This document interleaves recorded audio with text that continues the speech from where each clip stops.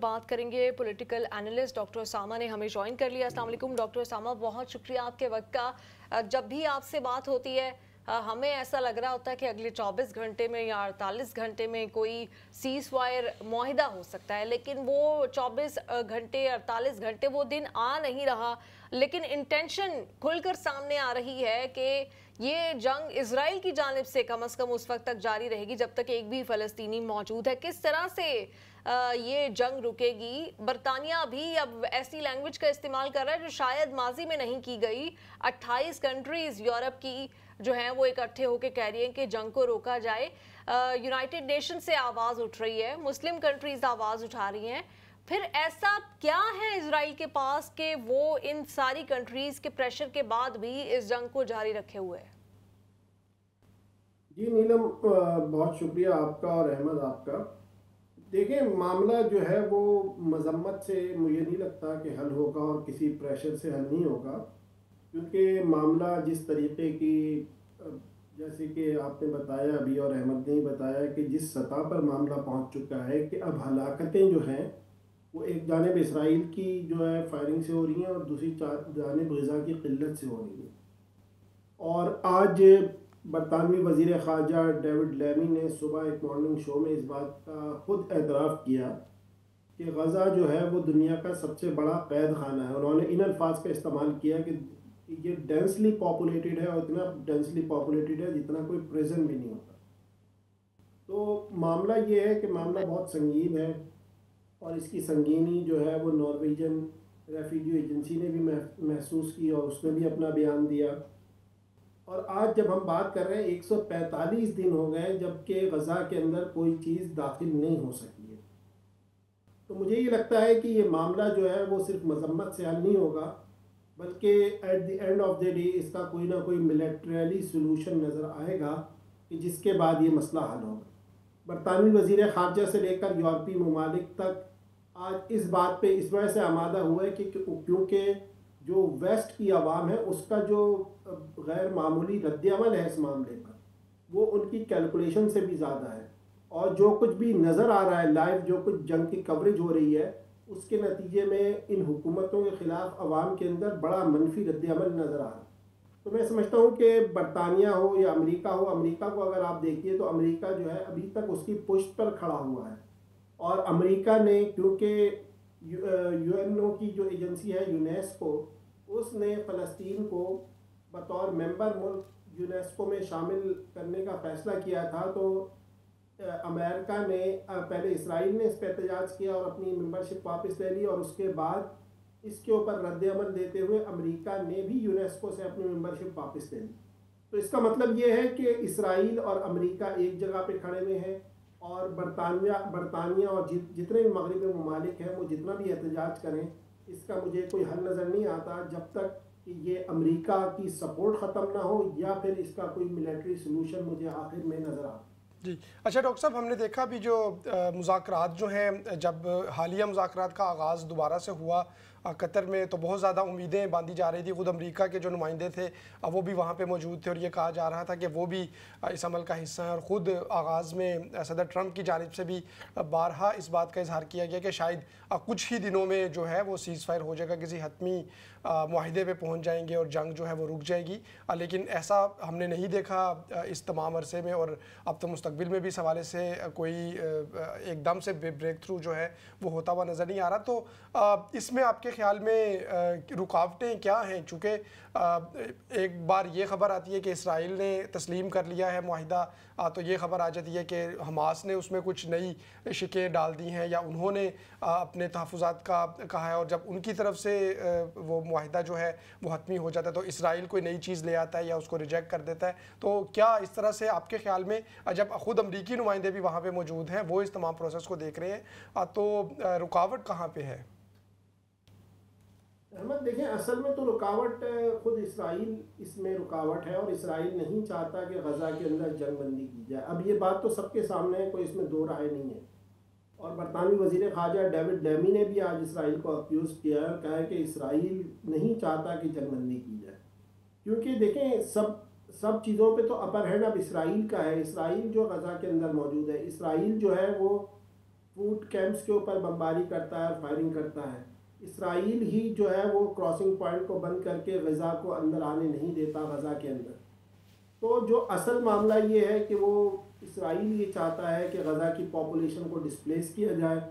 یہاں پہ لوگوں کو ایک قسم کے نئے قسم کے پریزن میں دھکیلا جائے, اور اگر وہ نہیں مانتے تو پھر ان کی اسی طریقے سے قتل و غارت گری کا سلسلہ جاری رہے گا. اور میں یہ سمجھتا ہوں کہ اسرائیل جس کی شے پر کام کر رہا ہے وہ پورا ویسٹ ہے, اور ویسٹ کے اندر بھی میں واضح طور پر اس بات کو سمجھتا ہوں کہ جس طرح میں نے ابھی کہا کہ یونیسکو سے جس طرح اپنی ممبرشپ امریکہ نے واپس لی ہے, تو اس کے بعد اس کے اندر کوئی دو رائے موجود نہیں ہے کہ اسرائیل جو ہے وہ امریکہ کی پشت پناہی کے ساتھ یہ سارا کام کر رہا ہے, اور اسی کی وجہ سے معاملہ کسی نہج پر نہیں پہنچ پا رہا, مذاکرات نتیجہ خیز نہیں ہو پا رہے. اگر امریکہ صرف اپنی پشت پناہی اسرائیل کے پیچھے سے نکال لے, اسرائیل کو جو ہے وہ پیچھے سے اپنا ہاتھ ہٹا لے, تو میں سمجھتا ہوں اسرائیل 2 سے 3 دن کے اندر مذاکرات پہ آمادہ ہو جائے گا. لیکن اب تک اسرائیل کی پالیسی یہی ہے کہ جتنے زیادہ فلسطینیوں کو ڈسپلیس کیا جا سکے, ان کو قتل کیا جا سکے, اور اس کے بعد غزہ کا کنٹرول اس طریقے سے حاصل کیا جا سکے, غزہ کو ریجنز میں ڈیوائڈ کر کے اس کو ایک باقاعدہ طور پہ قید خانہ بنا دیا جائے. ڈاکٹر اسامہ, آپ کو یاد ہوگا کہ ڈونلڈ ٹرمپ نے اب صدر بننے کے بعد اعلان کیا تھا کہ غزہ کے لیے ان کے پاس ایک پلان ہے, وہ اس کو ایک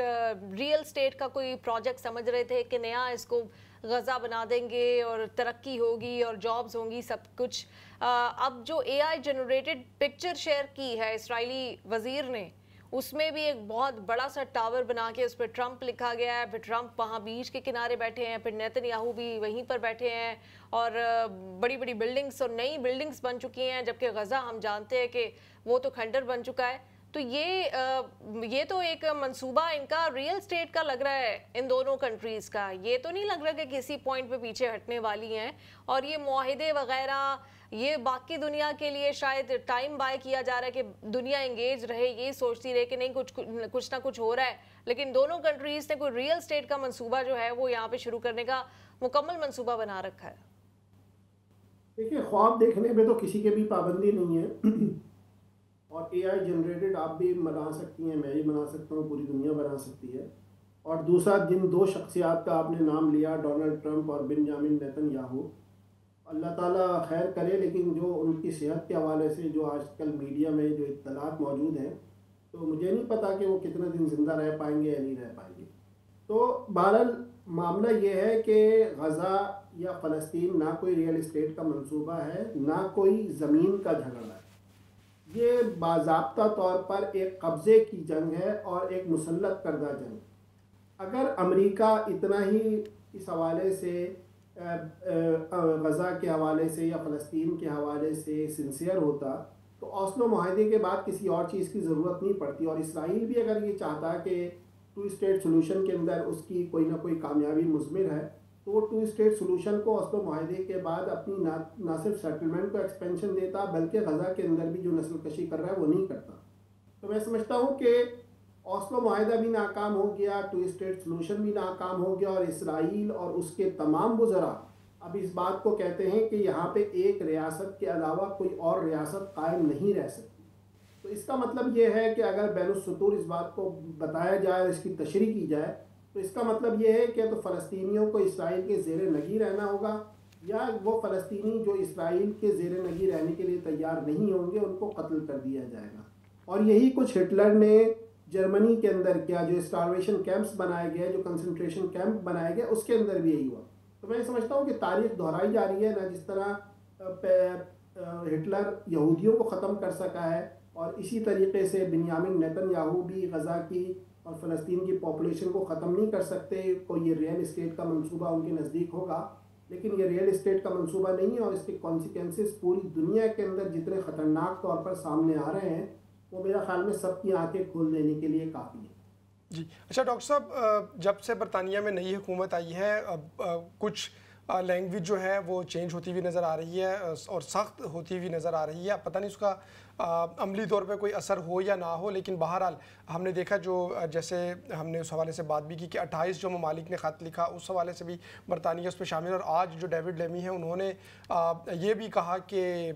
میرا دل بھی وہی محسوس کرتا ہے جو دیگر برطانوی عوام جو ہیں وہ محسوس کرتے ہیں، اور ہم یہ مناظر نہیں دیکھ سکتے کہ جب بچے روٹی لینے کے لیے آتے ہیں تو ان کو آگے سے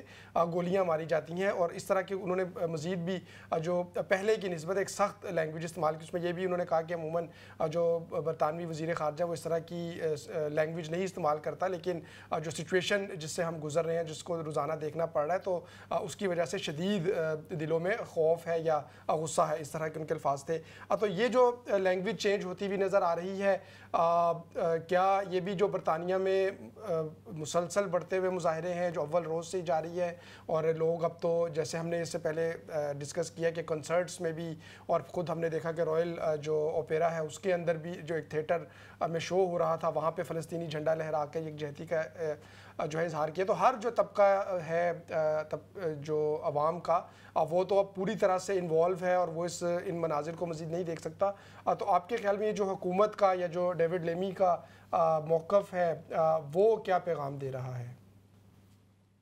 دیکھیں، بالکل آپ کی بات درست ہے کہ جو کچھ برطانوی عوام سمجھتے ہیں وہ برطانوی حکومت اب اس کو ٹرانسلیٹ کرنے پر تیار ہو گئی ہے، اور جو 2-3 واقعات کا آپ نے تذکرہ کیا، اس کے علاوہ آج کل پوری برطانیہ کے اندر گریجویشن سیرمنیز ہو رہی ہیں جن کو کانوکیشن کہا جاتا ہے، اور آپ ہر یونیورسٹی کا کانوکیشن اٹھا کے دیکھ لیجئے، اس میں غزہ کی بازگشت سنائی دے رہی ہے، اور یہ وہ لوگ ہیں کہ جن کو آئندہ 20-25 سال تک برطانیہ کا نظام حکومت، نظام سیاست، نظام معیشت، نظام معاشرت چلانا ہے، جو لوگ آج پاس آؤٹ ہو رہے ہیں۔ آپ یہ دیکھیے کہ آسٹن یونیورسٹی نے اپنی لائیو نشریات کو، جو لائیو اسٹریمنگ تھی، اس کو سسپینڈ کر دیا کیونکہ اس میں غزہ کا تذکرہ آ گیا، لیکن آپ کس حد تک اس بات کو دبا سکتے ہیں؟ تو اب برطانوی حکومت یہ سمجھتی ہے کہ جو جین زی ہے، جو آئندہ آ کے برطانیہ کا نظام حکومت اور نظام اقتدار سنبھالے گی آئندہ 20-25 سال تک، ان کے اندر اس حوالے سے کوئی دو رائے موجود نہیں ہے۔ وہ فلسطینیوں کی نسل کشی کو نسل کشی کہتے ہیں، وہ اس کا ذمہ دار اسرائیل کو قرار دیتے ہیں۔ تو برطانوی حکومت اپنی پاپولیرٹی کو بچانے کے لیے، اپنے عوام کے اوپر سے اپنا اعتماد بحال کرنے کے لیے سارے اقدامات کرنے پہ آمادہ ہوئی ہے، اور یہ وہ چیز ہے کہ جو ہر دنیا کے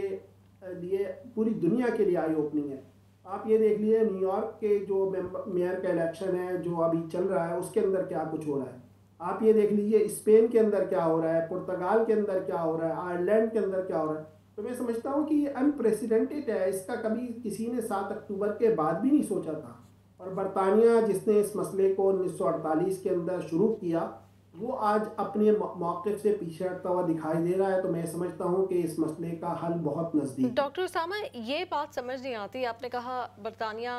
جس نے اعلان کیا تھا اور اس اعلان کے بعد پھر یہ سرزمین پہ جو ہے وہ ایک اسرائیلی جو ہے اسٹیٹ بنی،